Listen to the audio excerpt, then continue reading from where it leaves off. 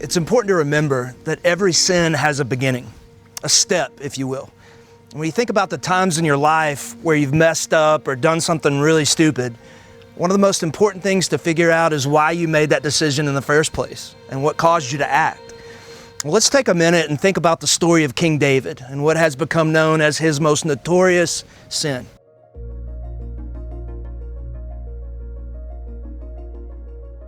For those of you that aren't familiar, the story I'm referring to is David's sin of adultery with Bathsheba. The chapter title in my Bible is called Bathsheba, David's Great Sin. And the Bible refers to his sin this way because in many ways, this one decision that David makes will ensure that his life is never going to be the same.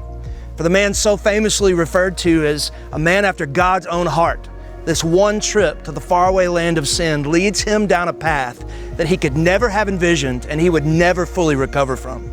The story begins like this in 2 Samuel 11, 1 and 2. Then it happened in the spring, at the time when kings go out to battle, that David sent Joab and his servants with him and all of Israel, and they destroyed the sons of Ammon and besieged Rabbah. But David stayed at Jerusalem. Now when the evening came, David rose from his bed and walked around the roof of the king's house. And from the roof he saw a woman bathing, and the woman was very beautiful in appearance. The text sets the stage. It was springtime, a time when kings go out to battle. And that's an important part of the story. David was where he should not have been, because at this point in his life, David had fought and won battle after battle. As a shepherd boy, he protected his sheep from lions and bears. As a young man, he walked down in the valley of death and defeated giants and great armies in the name of the Lord, but not on this night. The scripture said it was spring, the time when kings go out to battle, but not David. Not on this night. He was at home alone, lying in his bed. Maybe he was tired. Maybe he was burned out. Maybe he was just bored with being king. But regardless, he wasn't where he was supposed to be.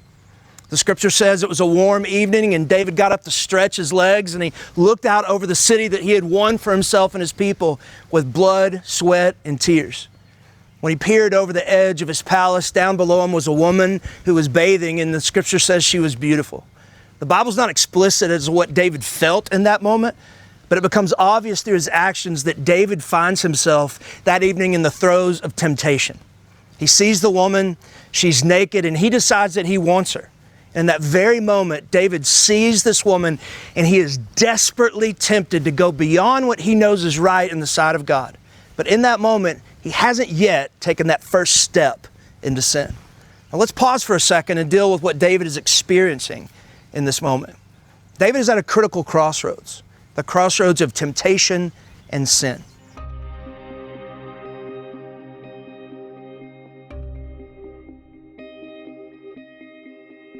And one of the greatest lessons I've learned over the years is that there's a difference between temptation and sin. Let's take lust, for example. To see someone and find them attractive is not a sin. That just means you're human. But if you continue to linger on that person's attractiveness, that can lead to a temptation to lust. But it's what you do after that temptation comes that determines if temptation turns into something that falls short of the glory of God or sin. If after you see an attractive person, you divert your eyes, your mind, your heart to what is holy and pure, you've been tempted, but you haven't sinned. But if in the moment of your temptation, you allow your eyes to linger, your mind to wander, or your heart to pursue that temptation, you've taken that step and you've crossed that line. Temptation has now become sin. And so in this story, King David is at that crossroads of temptation and sin. The next verse in the story is telling, as we clearly see David take that step from temptation to sin. The scripture says, so David sent and inquired about the woman. Do you see it? He took the step. The writer of the book of James describes the crossroads of temptation and sin this way. He said, but each one is tempted when he's carried away and enticed by his own lust. Then when lust has conceived, it gives birth to sin. James teaches us that the moment we are tempted, we either turn and run to God or we're carried away and enticed by our own lust.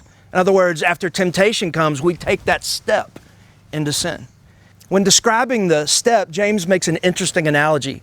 He says that when lust or temptation is conceived, it gives birth to sin. He says that when we cross that line from temptation to sin, it's like the conception of a baby. And what is inevitable, or what is the inevitable outcome of conception? Something is eventually going to be born. When temptation comes and we take that fateful step, the inevitable result is the birth of an ugly, screaming baby that the Bible calls sin. Now let's look one last time. When lust has conceived, it gives birth to sin, and when sin is accomplished, it brings forth death. James says that if we're tempted and we take the step, we conceive a sin baby, and when that baby is born, it has a name. Its name is death. Friends, here's the point of the scripture, that sin never ends well. Never. Whether you're Adam and Eve in the garden, King David on the roof, or a college kid at a party on a Friday night, taking that step from temptation to sin will result in some pretty devastating consequences. The rest of the story of King David plays out just like the writer of James says it would. David sleeps with the woman. He gets her pregnant. He tries to cover his sin by having her husband killed in battle. And that one decision, that one step that he crosses from temptation to sin would wreck out his life in ways he could have never imagined. You know, I heard a sermon years ago from a preacher that was teaching on the subject of David's great sin. And after he told the story, he asked a question. He said, what if somehow the 70-year-old David could get in a time machine and somehow travel back in time to the roof that night? He said, what would the 70-year-old David say to the 30-something-year-old David before he chose to sleep with Bathsheba? The preacher's cadence began to grow quicker and his voice began to boom. He said, I know what the 70-year-old David would say to the 30-year-old David on the roof that night. He would grab that young man by the shoulder, he would pull him close to his face and say, David, don't do it. Go back in the house. It's not worth it.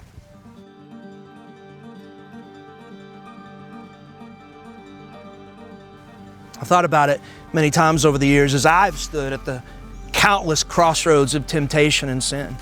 And every single time I've chosen to believe the lie and take that step towards sin, it's always ended the same way. Death.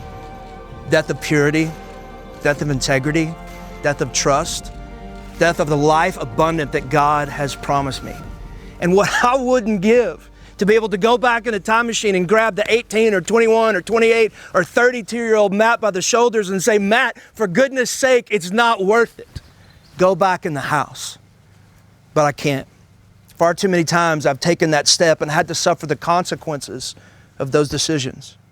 I want you to stop for a second and think about your past. I want you to think about your biggest mistake, your worst sin. You got it? Let me ask you a question. How did that turn out for you? If you're honest, was it worth it? Did that temptation that turned into sin deliver what it promised? Or did it leave you hurting and empty and ashamed? Some of you may even be at that crossroads of sin and temptation right now in your life. The beauty of the story of the prodigal son is that Jesus lets us live vicariously through this young man who's at that same crossroads. He's heard the lie that there's a better life for him outside of the love of his Father. He's believed the lie, and he takes that first step down the road that will lead to a lot of death and a lot of destruction in his life. For those of us who are right now standing at that same crossroads, the story of the prodigal son lets us see a glimpse into our own future. It allows us to walk down the road alongside this young man without having to take the trip ourselves, all with the hope that we would hear his story and learn from his monumental mistakes. Jesus told this story in the hope that if our own past won't help us make better choices moving forward, then maybe his past will.